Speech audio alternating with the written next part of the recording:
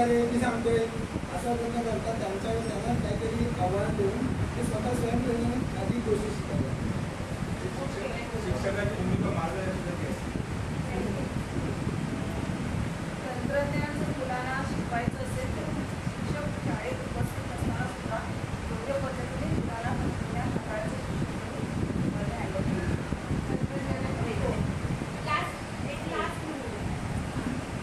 अध्ययन कक्षाचे व्यवस्थापन करताना शिक्षकांनी कशा प्रकारे वर्गात आपण गट जे करतो, शालेय गट म्हणा, वर्गातील गट म्हणा, परिसरातील गट म्हणा, त्याबद्दल सुद्धा माहिती